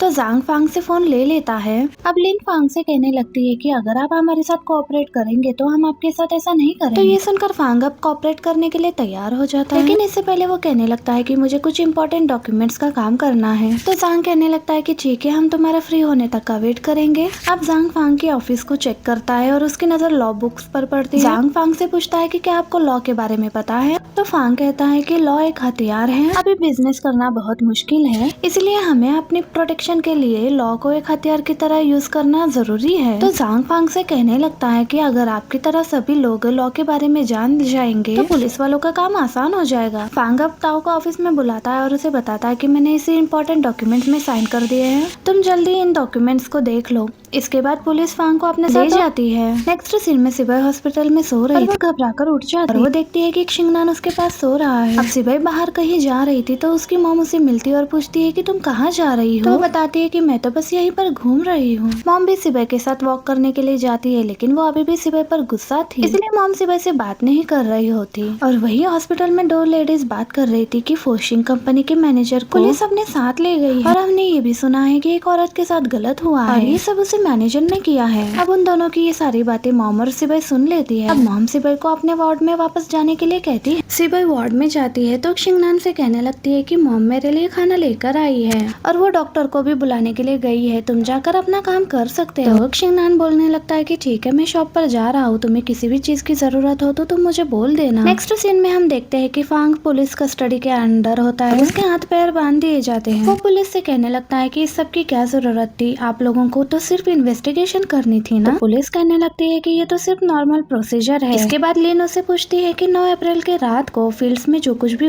सिबाई के साथ हुआ था, क्या वो तुमने ही करा था। तो फांग मना करने लग जाता है कि मुझे इस बारे में बिल्कुल भी नहीं पता है, मुझे लगता है कि आपसे कोई गलती हुई है, क्यों ना आप सिबाई को यहाँ पर बुलाए, मैं उससे बात करूंगा। तो जिंग फांग से पूछने लग जाता है कि तुम्हारा सिबाई के साथ क्या रिलेशन है। तो फांग कहने लगता है कि हम सिर्फ कलीग्स हैं, मैंने उसकी मुश्किल टाइम में हेल्प करी थी, लेकिन मुझे नहीं पता था कि मेरी अच्छाई का ये अंजाम निकलेगा। अब फांग कहने लगता है कि सिबाई को ज्यादा बोलना पसंद नहीं है और उसकी जैसी पर्सनैलिटी वाले हमारी कंपनी में काम नहीं कर सकते हैं। सिबाई की कंडीशन बहुत ही खराब थी और उसका फैमिली बैकग्राउंड भी मुझे पता था, इसलिए मुझे उसके लिए बुरा फील करता था, इसलिए मैंने कंपनी में बात करके उसे जॉब पर लगा दिया था। और अगले सीन में हम देखते हैं कि मॉम सिबाई के पास आती है और बताती है कि डॉक्टर ने तुम्हें डिस्चार्ज दे दिया है, तुम कपड़े चेंज कर लो, हम घर वापस जा रहे हैं। और दूसरी तरफ पुलिस स्टेशन में जांग फांग से पूछने लगता है कि क्या सिबाई को लोन की जरूरत थी और आपने उसके लिए फेक इनकम स्टेटमेंट भी बनाया। कहता है कि सिबाई ने ही मेरे पास आकर कहा था कि उसके भाई की शादी होने वाली है, उसे नए घर की जरूरत है, तो मैंने उसे बहुत बार समझाया भी था, लेकिन लास्ट में मैंने उसकी हेल्प कर दी। तो लिन फांग से पूछने लगती है कि तुम सिबाई की इतनी केयर क्यों करते हो। तो फांग कहने लगता है कि आप सही सोच रही हो, सिबाई का हस्बैंड भी मेरे बारे में ऐसा ही सोचता है, लेकिन आप कंपनी के किसी भी एम्प्लॉय से जाकर पूछ सकते हो, मैं अपने सभी एम्प्लॉयज को ऐसे ही ट्रीट करता हूँ। सिर्फ एक सिबाई की बात ही नहीं, वो बताने लगता है कि उस रात हमारी कंपनी में डिनर हुआ था और सभी गर्ल्स काफी ड्रिंक कर रही थी और मैंने अपनी तरफ से सबको रोकने की बहुत कोशिश की, और जब 2 दिन पहले सिबाई की तबीयत खराब हो गई तो मैंने उसे उस दिन ऑफ भी दिया था। अब पुलिस फांग को जेल के अंदर बिठा देती है। तो लिंग जांग से पूछती है कि हम फांग से और सवाल क्यों नहीं पूछ रहे हैं। तो जांग कहने लगता है कि क्या तुमने नोटिस किया कि अभी फांग ने जो भी स्टेटमेंट दिया है वो उसने पहले से ही बना रखा था, अगर उसने ऐसा कुछ किया होता तो उसके पास इसके लिए सही झूठ होता। तो लिन कहने लगती है कि हम अभी भी उसे छोड़ नहीं सकते ऐसे ही। तो जांग कहने लगता है कि मैंने कब कहा कि हम उसे ऐसे ही जाने देंगे, हमें इंतजार करना होगा। अब हॉस्पिटल से निकलते ही मॉम सिबाई को लेकर घर जा रही। मॉम उसे गॉगल्स पहनने के लिए बोलती है ताकि उसे कोई पहचान ना सके। अब ऐसा बिहेवियर देखकर सिबाई को गुस्सा आता है, वो मॉम को अकेले छोड़कर कार में बैठकर खुद अकेले घर चली जाती है। जिसके बाद पुलिस अब फांग के ऑफिस में इन्वेस्टिगेशन करने के लिए जाती है। पुलिस ताओ से 9 अप्रैल के बारे में पूछती है। वो बताती है कि उस दिन हमारी कंपनी में डिनर मीटिंग था। हमने मिस्टर जांग को इनवाइट करा था क्योंकि हमारी कंपनी को उसका प्रोजेक्ट चाहिए था, इसलिए हमने उस दिन बिजनेस मीटिंग रखी थी। ताओ भी यहाँ पर फांग के बारे में कुछ भी गलत नहीं बताती। अब कंपनी के बाकी एम्प्लॉयज भी एक एक करके आते हैं, लेकिन कोई भी फांग के बारे में कुछ भी गलत नहीं बताता। वो हमेशा दूसरों की हेल्प करते हैं। दूसरी तरफ सिबाई घर पर होती है। अब सभी लोगों को ये बात पता चलती है कि सिबाई के साथ गलत हुआ है और सभी इस बारे में सिबाई को मैसेज करके पूछने लगते हैं। इतने में एक शन्नान सिबाई के लिए खाना लेकर आता है, लेकिन सिबाई खाने से मना कर देती है। एक शन्नान से कहते हैं कि ऑफिस में पुलिस सब लोगों से इन्वेस्टिगेशन कर रही है और सभी को मेरे साथ क्या हुआ वो पता चल चुका है। बहुत सारे लोगों ने मुझे कॉल और मैसेज करके कंफर्ट करने की कोशिश की। सिबाई सैड होती है, इसीलिए एक शन्नान उसे टेरेस पर लेकर जाता है और वो सिबाई को बताने लगता है कि मेरा स्कूल खत्म होने के बाद मैंने बहुत मुश्किलों का सामना किया है और उस वक्त मेरा इनकम भी बहुत कम था। जहाँ पर मैं काम करता था वहाँ पर सीनियर एम्प्लॉयज मुझे बुली किया करते थे। उनकी नजरों में मैं बहुत छोटा और पतला था, इसलिए स्ट्रॉन्ग दिखने के लिए मैं घर आने के बाद रोज 200 पुशअप्स किया करता था। साथ ही बॉक्सिंग की प्रैक्टिस करता था, इसलिए मुझे बॉक्सिंग से लव हो गया और बहुत मेहनत से बॉक्सिंग भी सीखी। अब शिंगनान यहाँ पर सिबाई को बॉक्सिंग की प्रैक्टिस करवाता है। सिबाई भी अपने अंदर का सारा गुस्सा निकाल देती है। सिबाई थोड़ा थक जाती है। शिंगनान उसे पूछने लगता है कि क्या तुम थक गई हो? सॉरी, मैं भूल गया था कि तुम अभी हॉस्पिटल से डिस्चार्ज होकर आई हो। फिर से उसे सॉरी कहने लगता है। शिंगनान सिबाई से पूछने लगता है कि तुमने मेरे जैसे लड़के से शादी क्यों की जिसे सिर्फ ड्रिंकिंग और बॉक्सिंग पसंद थी? तो सिबाई भी बोलती है कि तुमने भी मुझ जैसे लड़के से शादी क्यों करी जो इंट्रोवर्ट और सिंपल दिखती है। शिंगनान बोलने लगता है कि तुम यूनिवर्सिटी से ग्रेजुएट हो। तो सिबाई कहने लगती है कि तुम भी तो वर्कशॉप के बॉस हो। तो इस पर शिंगनान स्माइल करता है। तो सिबाई पूछती है कि मैं पहले बहुत अच्छी थी, लेकिन तुमने वो चीज कभी नहीं देखी। मैं मेरे स्कूल की लिटरली स्कॉलर गर्ल थी। लेकिन सिबाई को ये पता नहीं होता कि सिबाई जिस स्कूल में पढ़ती थी शिंगनान भी उसी स्कूल में पढ़ा करता था। शिंगनान सिबाई को उसी सिटी में चलने के लिए कहता है जहाँ सिबाई पहले जॉब किया करती थी। नेक्स्ट सीन में हम देखते हैं कि सिबाई कार ड्राइव कर रही थी और शिंगनान उसके बाजू वाले सीट पे बैठा था। हम देखते हैं कि अगली मॉर्निंग सिबाई सी के किनारे बैठी होती है। जैसे ही शिंगनान की नींद खुलती है उसके पास आकर पूछता है कि क्या हम सिटी नहीं जा रहे हैं? सिबाई कहती है कि मुझे लगता है कि मैंने गलत हाईवे ले लिया और बिना सिग्नल देखे ही मैं कार ड्राइव करने लगी थी। मैं ड्राइव करके थक गई थी, इसलिए कार को यहीं पर रोक दिया और मुझे ये भी लगता है कि कार में पेट्रोल भी खत्म हो चुकी है। फिर हम देखते हैं कि ये दोनों मिलकर अब फ्यूल स्टेशन ढूंढने के लिए निकल जाते हैं। फिर शिंगनान के उसके पेरेंट्स के बारे में पूछती है तो शिंगनान कहता है कि मुझे अपने पेरेंट्स के बारे में ज्यादा कुछ पता नहीं। वो हमेशा से बाहर काम किया करते थे और घर पर कम आते थे। मैं तो अपने भाई और ग्रैंडपा के साथ रहता था। फ्लैशबैक में दिखाते हैं शिंगनान बताता है कि विलेज के दूसरे बच्चे बुली करते थे और मेरा भाई ही मुझे बचाता था। मेरा भाई हमेशा से मुझे कहा करता था कि लाइफ बहुत पॉइंटलेस है। मैं उस वक्त काफी छोटा था और इस बात को समझ नहीं पाता था और कहता है कि मैं जब छोटा था तो मैं अपनी मॉम से बहुत ज्यादा रिक्वेस्ट किया करता था कि वो हमें ऐसे अकेला छोड़कर ना जाए, लेकिन उसकी मॉम कहा करती थी कि मुझे पैसे कमाने के लिए जाना है। और शिंगनान की मॉम बचपन में ही उन दोनों भाइयों को छोड़कर चली जाती है। अब प्रेजेंट में शिंगनान सिबाई से कहता है कि अगर कोई तुम्हें बुली करे तो तुम्हें उसे किस तरीके से हैंडल करना चाहिए। अब शिंगनान कहता है कि जब हम कोर्ट में केस जीत जाएंगे तो हमारा वो घर सेल करके हम यहाँ पर रहने के लिए आ जाएंगे। और हम दूसरी तरफ देखते हैं कि फांग अभी भी पुलिस कस्टडी में था। फांग को बहुत ज्यादा गुस्सा आ रहा था। वो ऑफिसर से कहने लग जाता है मुझसे और सवाल नहीं पूछने, तो मुझे यहाँ पर बंद करके क्यों रखा है? लोग मुझे ऐसे जाने दो। नेक्स्ट मॉर्निंग ताओ सिबाई से मिलने के लिए आती है। ताओ सिबाई से कहने लगती है कि हम कई सालों से एक साथ काम करते हैं। हम सब जानते हैं कि फांग ने ही तुम्हें जॉब पर रखा था, इसलिए मैं तुम्हें एडवाइस देती हूँ कि तुम जल्द से जल्द फांग को माफ कर दो। हम इस बारे में अकेले में मिलकर बात कर लेंगे। फांग को जेल में रखने का कोई भी फायदा नहीं है। इससे हमारी कंपनी के साथ साथ तुम्हारी भी बेइज्जती होगी। अगर तुम खुद के बारे में नहीं सोच रहे हो तो कम से कम अपने पेरेंट्स के बारे में तो सोचो। और जब ये बात फैल जाएगी तो लोग तुम्हारे हस्बैंड को भी किस नजर से देखेंगे और साथ ही साथ जाओ को भी जॉब से निकाल दिया जाएगा। तो सिबाई ताओ से कहने लगती है कि तुम मुझे डरा क्यों रही हो? तो ताओ कहने लगती है कि ये सब तो मैं तुम्हारे अच्छे के लिए कह रही हूँ। तो सिबाई उसे थैंक यू कहने लगती है और कहती है कि मैं तुम्हारे इतने क्लोज भी नहीं हूँ, इसलिए मेरे साथ इतना अच्छा बिहेव करने की जरूरत नहीं है। अब एक बार जब क्रिमिनल केस ओपन हो चुका है तो मैं ये डिसाइड नहीं कर सकती हूँ कि अब इस मोमेंट पर आकर इसे ड्रॉप किया जाए और इस टॉपिक को लेकर तुम फ्यूचर में मेरे पास कभी बात करने के लिए मत आना। अब रात में शिंगनान सिबाई से कहने लगता है, कहता है कि आज मैं यहीं पर सो रहा हूँ। इसके बाद सिबाई बेड पर सो जाती है और शिंगनान फ्लोर पर सो जाता है। अब सिबाई शिंगनान से पूछती है हमारी शादी से पहले क्या तुम किसी के साथ रिलेशनशिप में थे? शिंगनान मना कर देता है। तो सिबाई पूछने लगती है कि क्या किसी को पसंद किया करते थे? तो वो कहने लगता है कि मुझे पता नहीं है कि मैं उसे पसंद करता था अभी या नहीं, लेकिन एक लड़की है जिसके साथ मैंने साथ रहने का सोचा था, पर मैं हमेशा से यही चाहता था कि वो एक अच्छी जिंदगी जिए। आगे लिन जैंग के पास फॉरेंसिक एग्जाम के रिपोर्ट लेकर आती है। वो बताती है कि सिपाही के फिंगर नेल से इसके टिश्यूज मिले थे, वो फांग के डीएनए से मैच होता है। अब इस बारे में पुलिस फांग से पूछने के लिए जाती है तो फांग यहाँ पर सफेद झूठ कहने लगता है कि ये सिपाही चाहती थी कि मैं उसके साथ जबरदस्ती करूँ, और सिपाही के हस्बैंड को भी हमेशा से यही लगता था कि हम दोनों के बीच में जरूर कुछ है। फांग कहता है कि जाओ को घर छोड़ने के बाद मैं सिपाही को भी घर छोड़ना चाहता था, लेकिन सिपाही ने खुद मुझसे कहा था कि वो ठीक नहीं है क्योंकि उसका हस्बैंड उससे अच्छे से ट्रीट नहीं करता था, इसीलिए वो कहीं फ्रेश एयर लेने के लिए बाहर जाना चाहती थी। इसीलिए मैं उसे फ्लावर फील्ड्स में लेकर गया था और वहाँ पर सिपाही ने मुझसे कहा कि वो मुझे पसंद करती है। पुलिस पूछती है कि क्या उस वक्त सिपाही ड्रंक थी या फिर सोबर, तो फांग बताता है कि वो उस वक्त सोबर थी। उसके बाद सिपाही ने मुझसे पैसे भी मांगे थे। ये बात सुनकर मुझे उस पर गुस्सा आ गया, इसीलिए मैं उसे अकेला छोड़कर वहाँ से चला गया। फिर अगले दिन सिपाही ने मुझे कॉल करके धमकी दी, अगर मैंने उसे पैसे नहीं दिया तो वो मुझ पर पुलिस कंप्लेंट कर देगी। लिन कहती है कि ये बात तुमने हमें पहले क्यों नहीं बताई, तो फांग कहता है कि हम दोनों की भी फैमिलीज है, शर्मिंदगी के कारण मैंने ये बात पहले नहीं बताई। तो लिन कहने लगती है कि तुम्हारे खिलाफ हमारे पास सबूत है, फिर भी तुम ये सब कुछ मानने से मना कर रहे हो। फांग कहता है कि मैंने जो कुछ भी कहा वो सच कहा और आप सिपाही को बुलाकर भी ये सब कुछ पूछ सकते हो। इसी मोमेंट पर हमारा ये पार्ट भी एंड हो जाता है। वीडियो अच्छी लगे तो वीडियो को लाइक एंड चैनल को सब्सक्राइब जरूर कीजिएगा और मैं मिलती हूँ आपसे इसके नेक्स्ट एपिसोड में। Thank you for watching, bye bye.